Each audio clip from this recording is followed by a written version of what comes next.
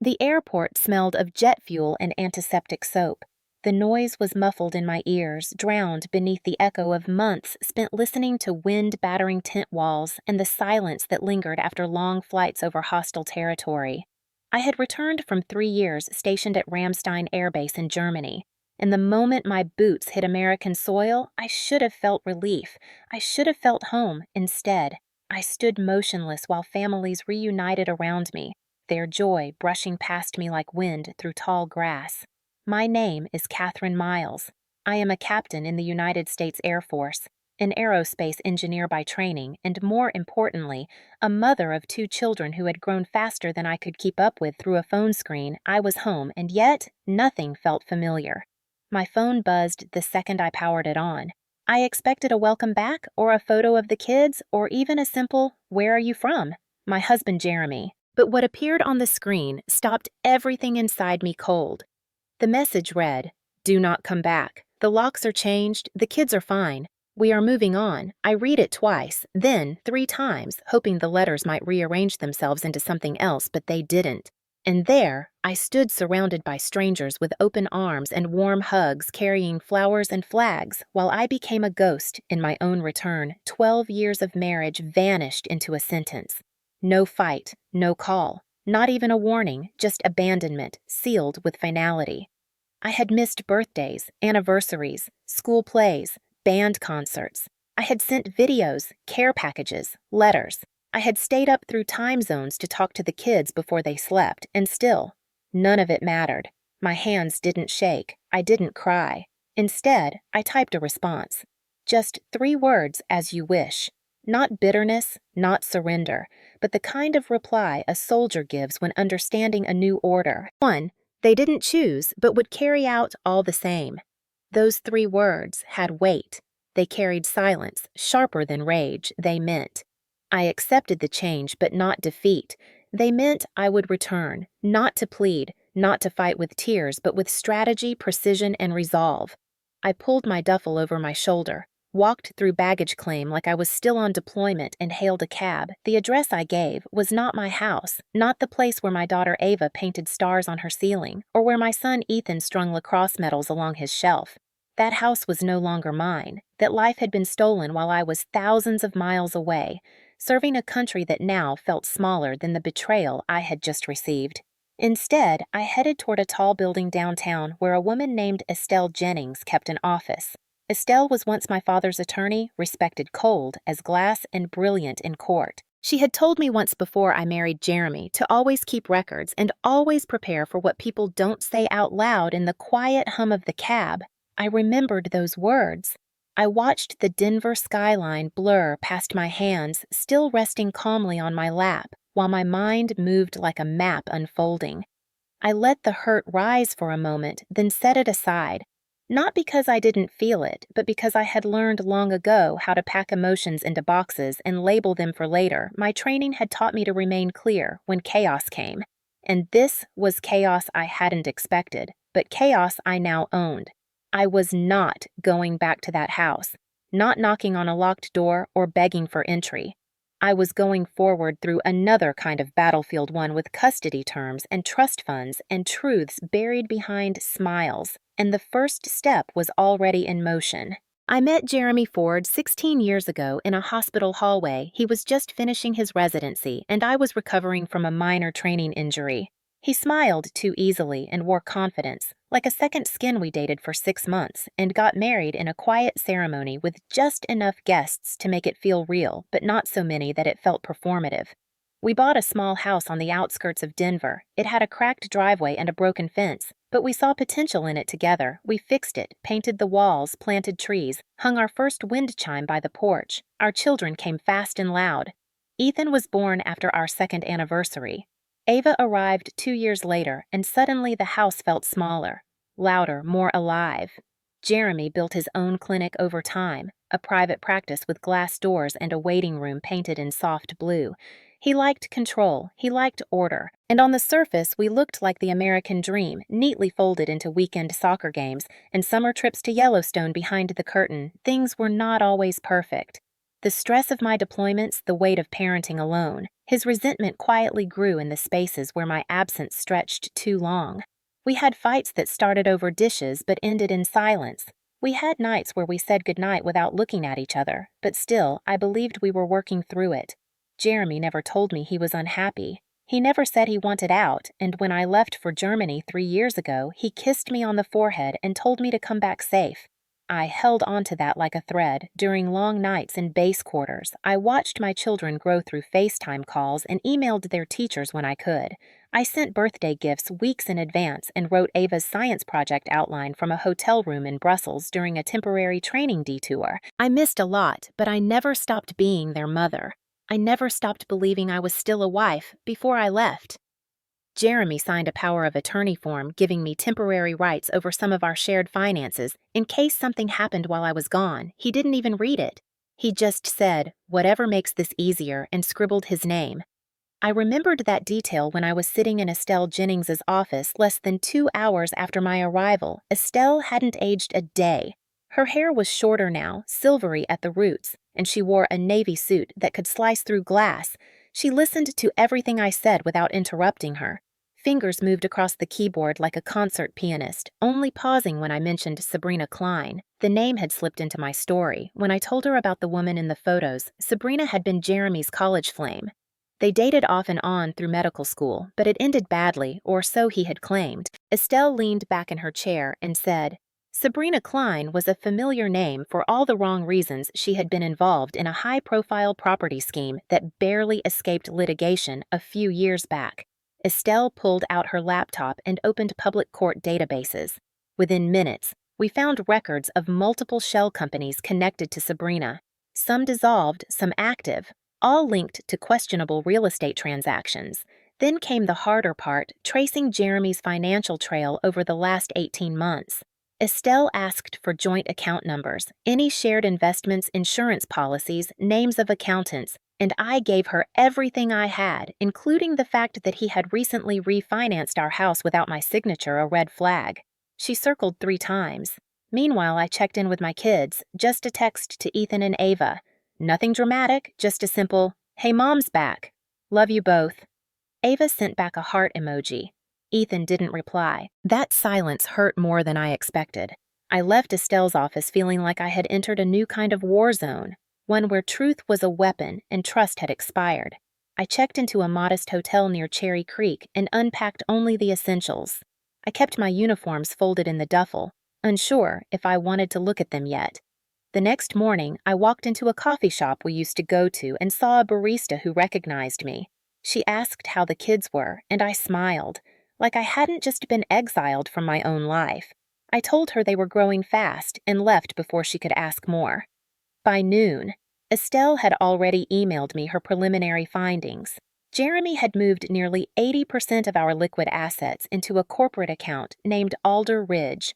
Holdings, the name meant nothing to me, but Estelle found out that Alder Ridge was connected to Sabrina's real estate ventures. They had bought 3 properties in the last 6 months, including the house next to ours, and filed permits to remove the dividing fence between them.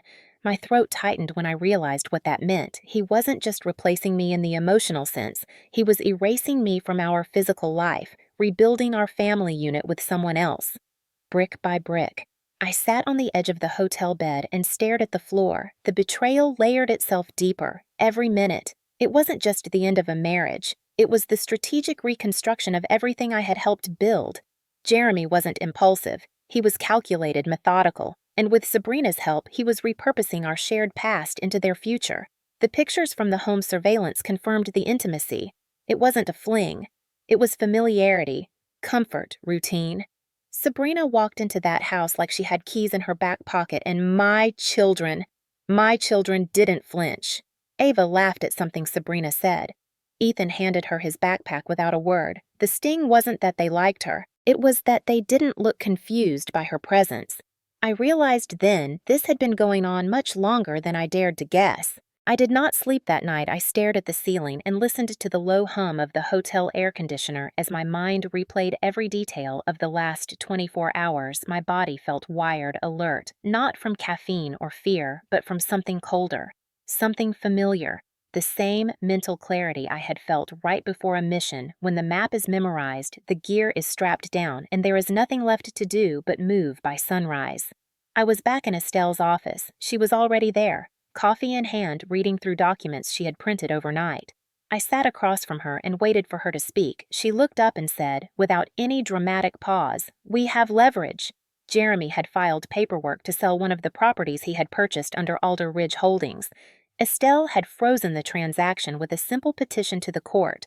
Citing undisclosed joint marital funds, Jeremy would find out about it before lunch, and that was exactly what I wanted. I was not ready to face him directly yet, but I needed him to know I was no longer passive.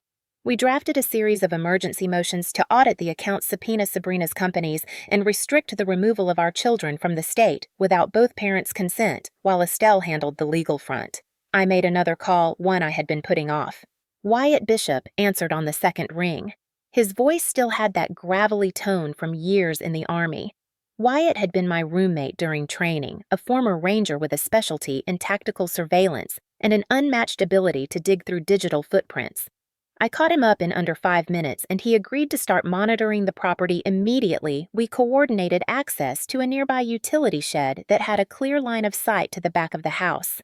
By early evening, I had live updates feeding into a private drive that only Wyatt and I could access. The first set of footage made my heart twist in ways I hadn't prepared for. Ava was baking with Sabrina in the kitchen, laughing, covered in flour.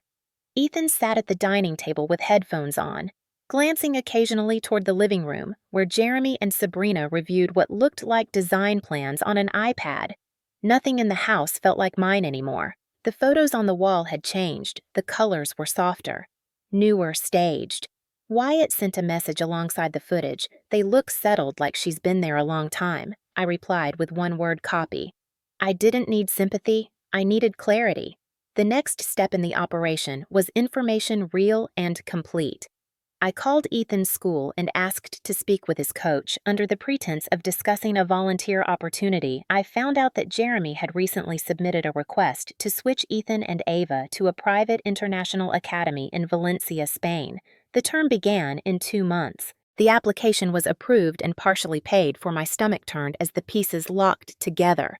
They were planning to leave not just the house, not just the state, but the country, and they were doing it quickly, quietly, and without my knowledge or consent. I forwarded the school's confirmation to Estelle, who responded with a single line. "That's enough for emergency jurisdiction. We're filing, now that night." I sat in my rental car parked across from the house I used to call home. It looked peaceful, as if nothing in the world had changed. Porch lights glowed warm yellow. A bike leaned lazily against the fence. Shadows moved inside the kitchen window. I imagined Ethan pouring cereal the way he always did. Too much milk and one sock missing. I imagined Ava humming under her breath while she cleaned up. Then I pictured Sabrina sitting in my chair, sipping from a mug I had bought in Venice, and my chest went tight. I closed my eyes and breathed slowly. The mission had changed. It was no longer about the marriage or even the betrayal. It was about reclaiming my place in my children's lives, protecting them from being taken across an ocean and placed in a new life that erased their history and their roots. The legal side was moving fast, but Jeremy had not responded. Not a text, not a call, not even an email. I knew that silence. It was the silence of someone confident in their position, someone who believed they were safe from consequences. I had seen it before in war zones, men who underestimated their opponents because they misunderstood silence for weakness. Jeremy thought I was done, that I had no path forward, that I was still somewhere halfway across the world learning about this, days late through lawyers and letters. What he did not know was that I had arrived and that I was watching, waiting and building my strategy piece by piece. The next morning came without rest. My body was still running on tension, and my mind was spinning through every possibility that Jeremy and Sabrina had already set in motion. Estelle sent me a short message at 6:30. "We need to talk now." I dressed quickly and walked the few blocks to her office. The city had just begun to wake, and I passed people sipping coffee with earbuds and completely unaware that someone nearby was preparing for war. Estelle didn't waste time. She showed me a document that made everything fall into place. A series of wire transfers from our joint marital account had been traced to an entity called Carrick Estates, and that name connected directly to Sabrina's network of companies. Carrick Estates had purchased a beachfront property outside Valencia 6 weeks ago, a modest villa on the surface, but with renovation permits already approved for expansion and redesign. The owner of record was a trust set up under Sabrina's name, and Jeremy had signed as the authorized party for the funding. My name was nowhere on the documents yet. The money used was ours. Estelle looked at me and said, "They are preparing to move everything. The kids, the business, the money. This isn't just a personal betrayal. This is financial fraud wrapped inside emotional manipulation, and if they pull it off before the courts intervene, it will take years to untangle." I stared at the printout, noting the timestamps, the travel bookings, the school registration for the children in Spain. It had all been done within the last 3 months, meaning that while I was overseeing NATO logistics and sleeping on cold floors, Jeremy and Sabrina were planning a new life using the pieces of mine. I felt rage and nausea mix in my chest, and still, I said nothing. I only asked, "What's our timeline?" Estelle replied without hesitation. 72 hours if we want to intercept the sale and block the relocation order. I stood and said, "Then we move now." I left her office and headed to the one person I hadn't spoken to since arriving. My son Ethan had not replied to my messages, but I knew where he would be after school. He had lacrosse practice at Westview Fields every Wednesday at 4. I parked near the bleachers and waited, keeping low in my seat as if my uniform were still on and I was watching a perimeter. He came out of the locker rooms with his stick slung over one shoulder, taller than I remembered, his posture straighter. Jaw more defined, he looked older, almost like a young man already shaped by pressure. I had missed while away. When he saw me, he stopped. His eyes didn't widen, he didn't smile, he just stood there frozen, and I approached slowly, not wanting to break whatever fragile line still existed between us. I said his name, and he looked away. I asked him to sit for just a minute. He hesitated, then nodded once and dropped onto the edge of the bench. His silence was louder than anything I had heard in months. I asked him how he was, how school was going. He shrugged and said fine. I told him I had just come back and had hoped to surprise them. He didn't say anything. I finally asked if he was okay, if he was angry, and that's when he said something that made my hands clench into fists. He told me that Dad said I left because I didn't want the responsibility anymore that I had chosen. Planes over people, and that I wasn't planning to come back at all. I felt something break quietly inside me. A thread I hadn't known was stretched so tight. I asked him if he really believed that. He looked at me, then eyes guarded but confused, and said, I didn't know what to believe anymore. I told him the truth. I said I had gone because it was my duty, but that I had never once stopped being his mother, never once stopped thinking of him, and Ava never once stopped loving them. I said, the world may have turned upside down while I was gone, but my heart had not changed. He said nothing for a while, then asked if I was going to fix everything I said I was going to try, and that no matter what happened between his father and me, I would never stop fighting for them. He nodded once, then stood and walked away.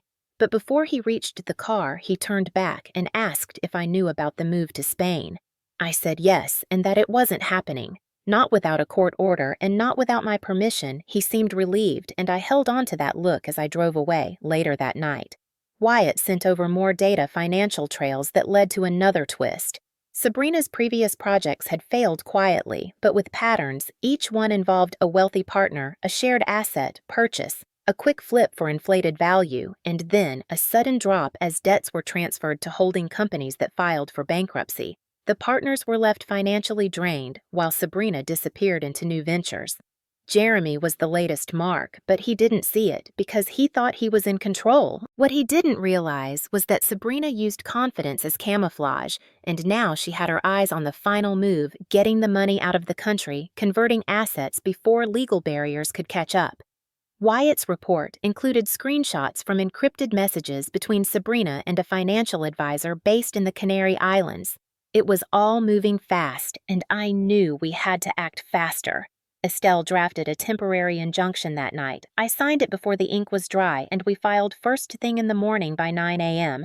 Jeremy's lawyer had already called to schedule a meeting. He didn't sound panicked yet, just irritated. But I knew that tone too. It was the sound of a man who believed the worst was over.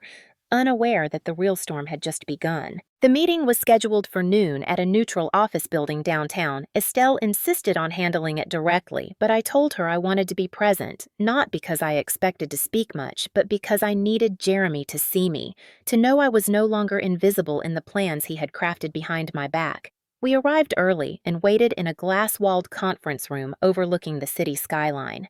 Estelle reviewed the documents one last time while I watched the people walking below, wondering how many of them were hiding betrayals in their smiles, at exactly 12:05. Jeremy walked in, followed by a man in a gray suit who introduced himself as Martin Reese, legal counsel. Representing Jeremy's interests, Jeremy looked surprised to see me there, but he covered it quickly with a small polite nod. I did not return the gesture.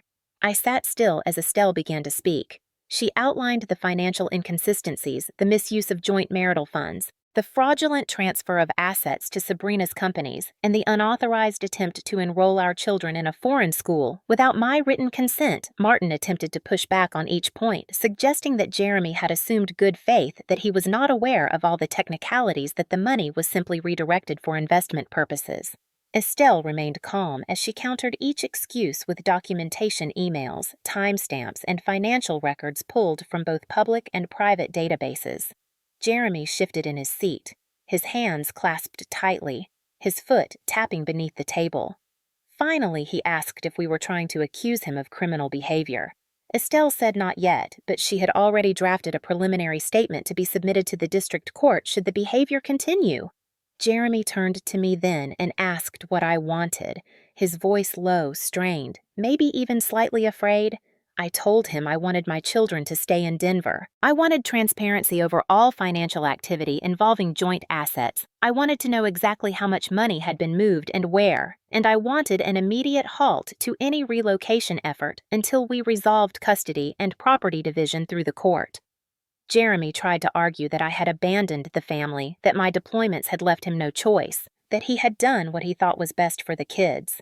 I stared at him and asked if lying to them about my intentions was what he considered best, if funneling our money into shell companies with his former lover was a sound parental decision. He avoided my eyes. Martin quickly suggested a short recess to confer with his client. Estelle and I stepped out. She handed me a bottle of water and said that went better than expected. I leaned against the hallway wall and thought about how surreal it felt to be fighting for rights that were supposed to be shared. This wasn't just divorce, it was dismantling, taking apart every piece of a life we had built and figuring out what remained. Mine. 15 minutes later, we returned to the room and Martin presented their position. Jeremy would agree to a pause on the Spain move. He would disclose the financial transfers and cooperate with the asset review. In return, he asked that we not pursue criminal charges or alert the licensing board that governs medical practitioners. I looked at Estelle, and she gave a slight nod.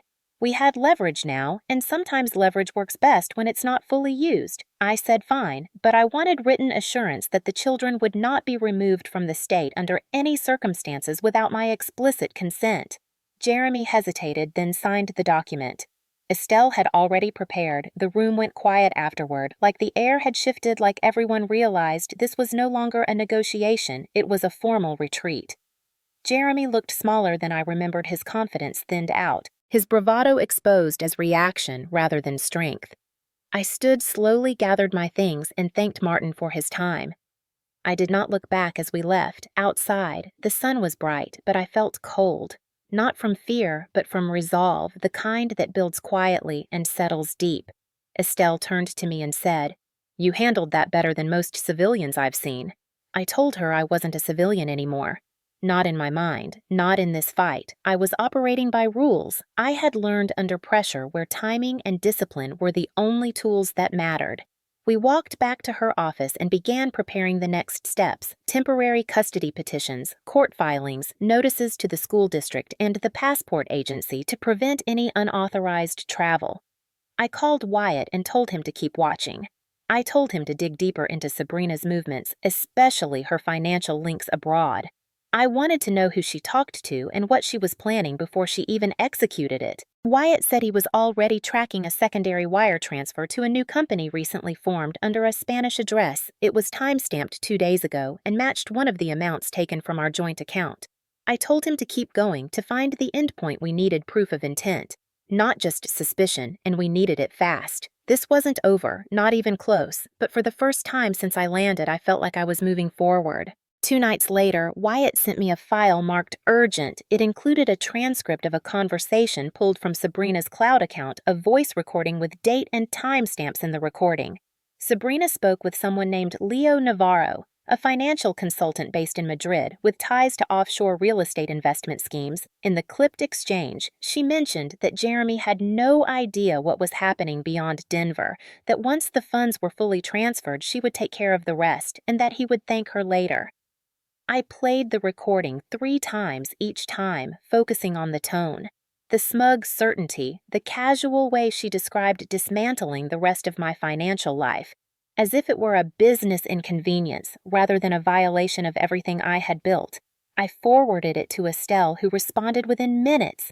This changes everything. We now had proof of intent, not just movement, but awareness, collaboration, and planning to defraud. And most importantly, concealment. Sabrina's words painted Jeremy not as the mastermind, but as the puppet, someone she guided, flattered, and distracted while she rerouted our future into her control. Estelle began drafting a motion to freeze the foreign accounts and initiate an emergency injunction through the federal courts. We also filed with the Office of Children's Services to ensure travel alerts were active on both Ethan and Ava's names. It was a delicate balance, moving fast without triggering Jeremy into desperate action, but I could feel the tide turning. I could feel the pieces falling into a shape that pointed directly toward the truth. I called Ethan again, and this time he picked up. His voice was quieter than usual. Tired, maybe? I asked him how he was, and he told me things felt weird at home, that Sabrina was around all the time.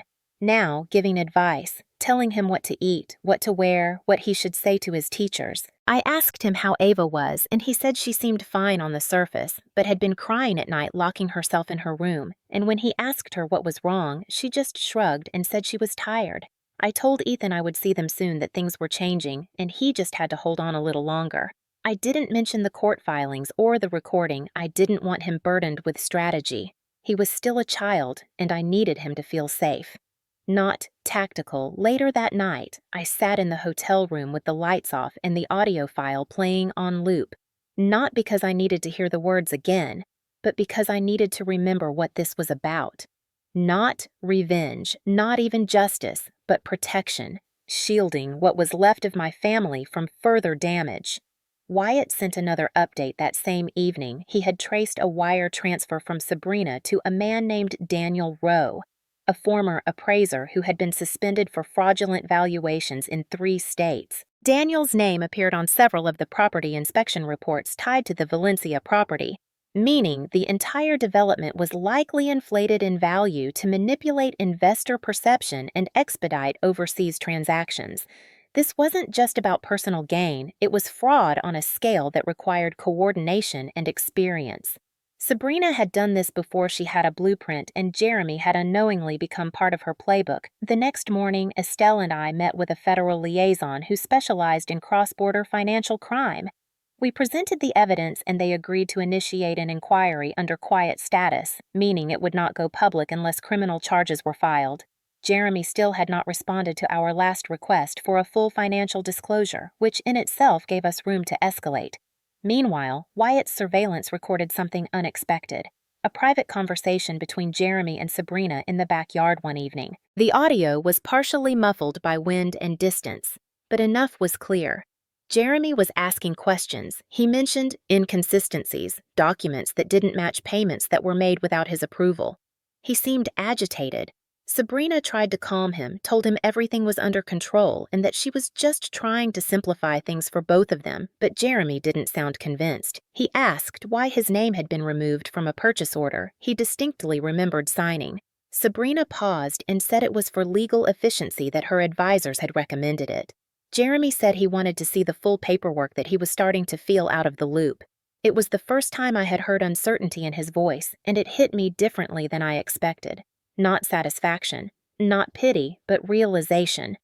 Jeremy was not in control of what he thought he was building, and now it was beginning to slip through his fingers. I called Estelle and said we needed to accelerate everything. The court hearing was scheduled for 3 days later, but I wanted to file a request to move it up. She agreed, and by noon, we had submitted the request based on new risk factors involving international property fraud that evening. I went for a walk near the park, where I used to take the kids when they were toddlers. I passed benches we had once picnicked on and swings they had outgrown. I thought about how quickly a family could be rewritten, how fragile the structure of trust really was, not because of one betrayal, but because of the layers that build over time. Lies, silence, omission, and now danger. Not just emotional, but real. Financial instability, legal liability, emotional manipulation of the children, and exposure to people like Sabrina, who played lives like chess pieces.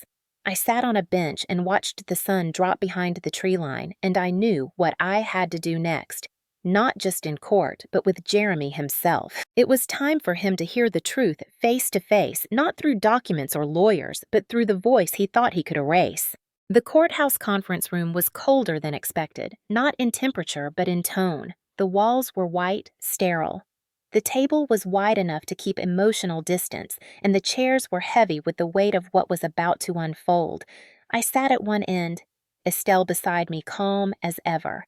Her hands folded, her eyes, scanning the documents in front of her with clinical precision. Across from us sat Jeremy, his lawyer Martin Reese, again flanking him, and Sabrina seated just behind, dressed sharply, her expression unreadable.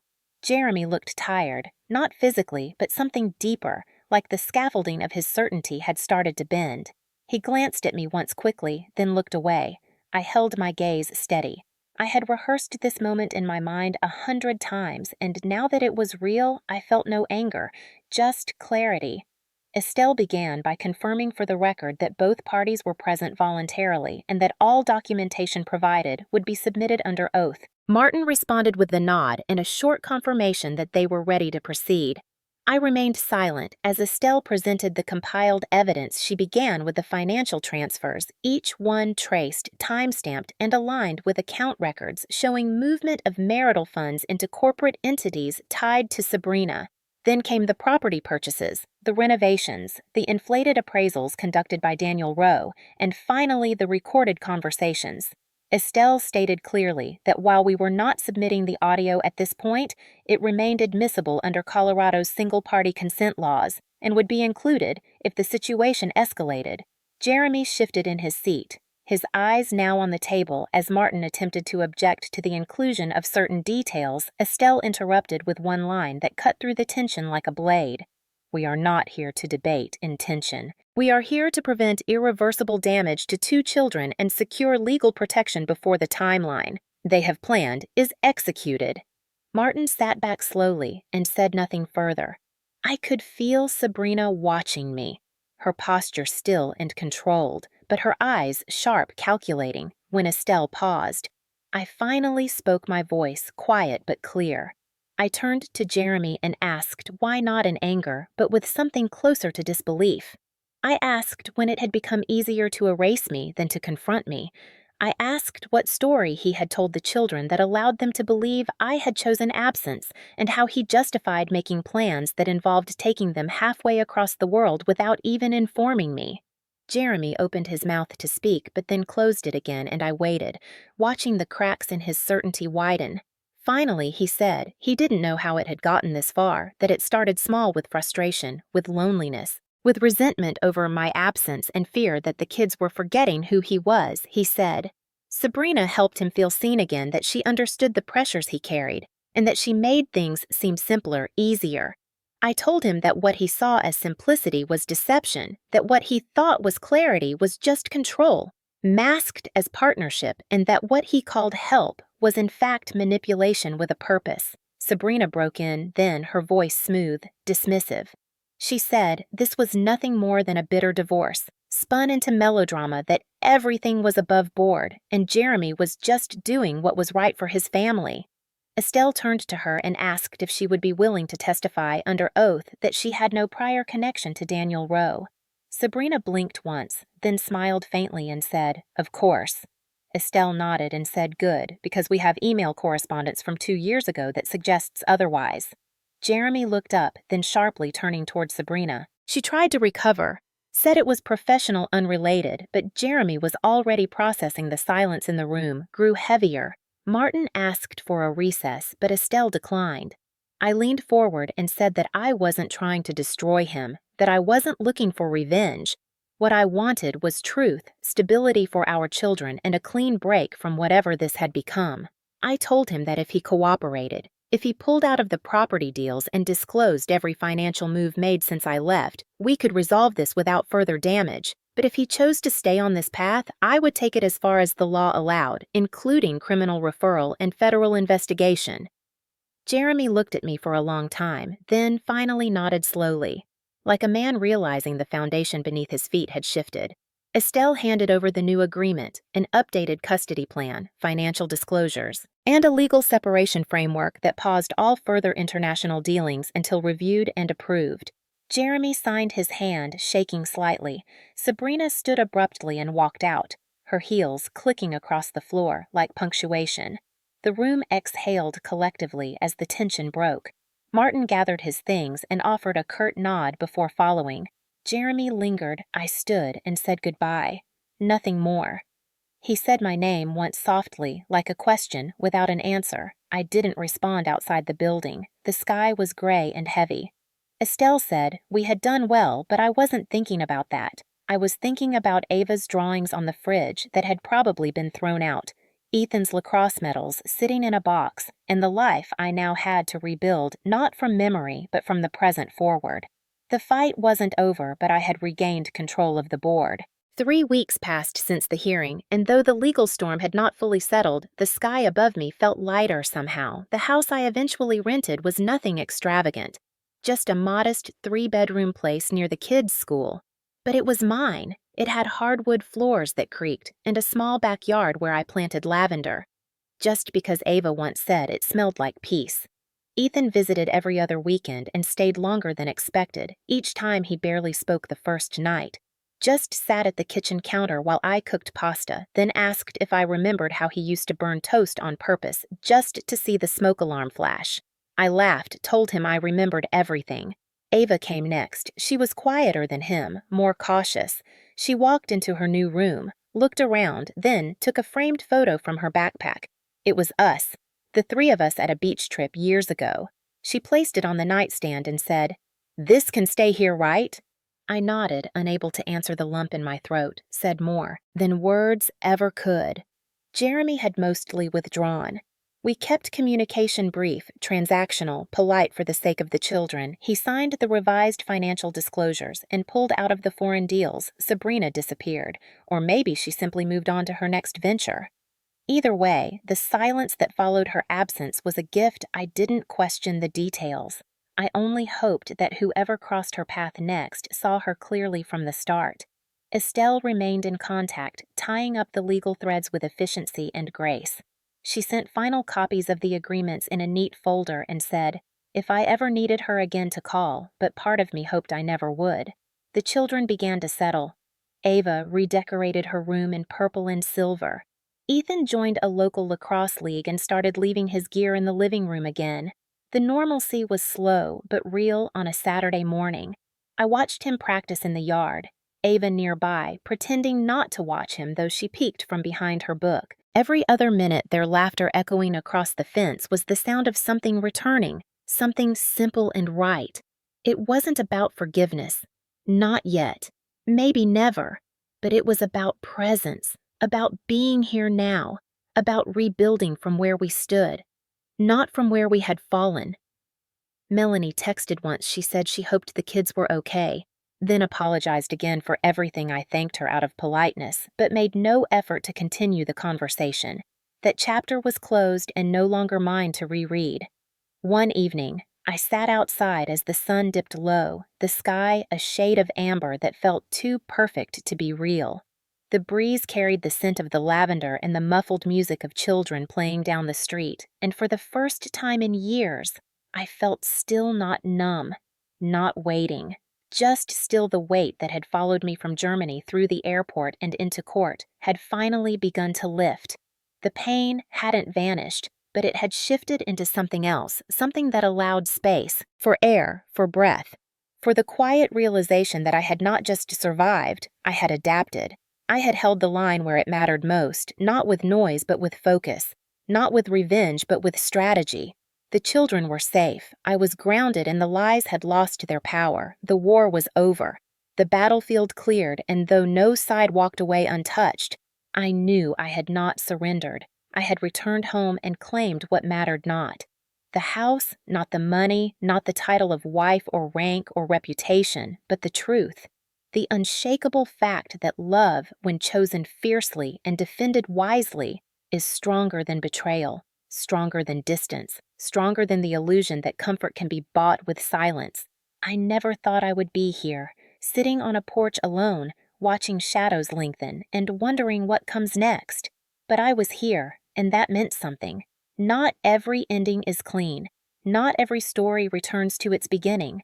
But some stories find their way forward by carving a new path, and sometimes the road back to yourself is the longest one of all and still the most necessary one. Night. Ethan asked if I thought people ever really changed. I told him I think people reveal themselves more than they change, and he said he thought that was sad. I told him it wasn't sad at all. It was truth, and truth, while not always kind, is always freeing. He nodded, like he understood, like he had already begun to see the world through a new lens, not jaded, just aware. Ava later asked if I hated her father. I said no, I didn't hate him. I just no longer trusted him, and that forgiveness and trust were not the same. She said she thought that made sense. I told her. I hoped she would always trust her own voice above any other, including mine, that she should never mistake silence for peace or control for care, that she had a right to question and a right to walk away when things no longer felt true to who she was. She hugged me then tighter than I expected, and I held her with both arms as if anchoring her to the ground I had reclaimed in the weeks that followed. I received a job offer, a consulting position with a defense contractor. It wasn't glamorous, but it was stable. It gave me structure and time with the kids. It let me sleep without wondering who had access to our future. It let me dream again, not of what I had lost, but of what I could build. And that dream began not with anger, not with a plan, but with 3 words. I had typed the day everything collapsed, words that were never about giving in, but about rising through as you wish.